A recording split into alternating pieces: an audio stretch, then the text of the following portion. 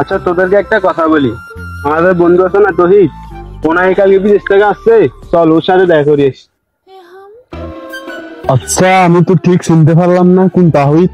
আর ওই যাবে আর কি মোহাম্মদের দোকানে বসে খাওয়া মাত্র দে ইউরোপ যাবো ওই যাবো সেই যাবো। আচ্ছা তাহলে চল দেখা করি আসি। তহিদের ভাই না? হ্যাঁ হ্যাঁ আসসালামু আলাইকুম ভাইয়া। এই তো ভাইয়া ভালো আছি, কেমন আছেন আপনারা? আলহামদুলিল্লাহ ভালো। আমরা শুনছি কারিয়া নাকি তোমার ভাই আসছে, তো তোমার জন্য কি আনছি? আমার জন্য তো বেশি কিছু আনে নাই, একটা ঘড়ি আনছি। আচ্ছা তাই তো ইয়া তোমার বাসায় চলো দেখা করে আসি। আচ্ছা আসেন, চলো চলুন আসেন ভাইয়া, এখানে বসেন, আমি ভাইয়াকে একটা ডাক দিই। বস।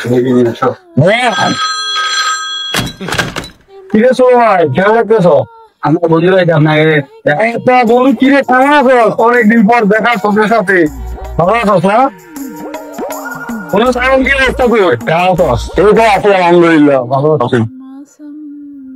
বন্ধু আমার কি অবস্থা তোমার? ভালো আছো? হ্যাঁ ভালো আছি।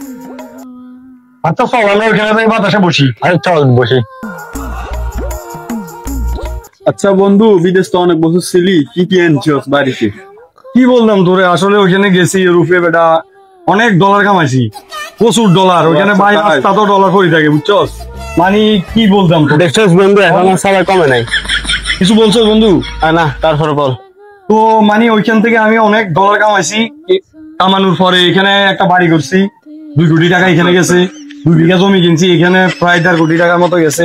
তো এই আর কি, মানে টাকা অনেক কামাইছি আমি। এই সোনার হাটটা দেখছস, এটা বাংলাদেশ সমান কত জানোস? এটা 8 লক্ষ টাকা। এটা কিসের? এটা বেটা রোলেক্স, এটার দাম 3 কোটি টাকা। বন্ধ কর, দেশ থেকে যাওয়ার আগে যা লক্ষ টাকা নিলে ওগুলা দে। ভাইয়া দিকে আসেন। আসলে ভাইয়া আপনি আমার বন্ধু বান্ধবের সামনে এগুলো কি বলতেছেন ভাইয়া? না না, কি বলছ তুই এগুলা? না না ভাইয়া, আমি আপনার টাকা দিয়ে দিব, এগুলা নিয়ে আপনি ঝামেলা করছেন না না হবে না, আমার বন্ধু।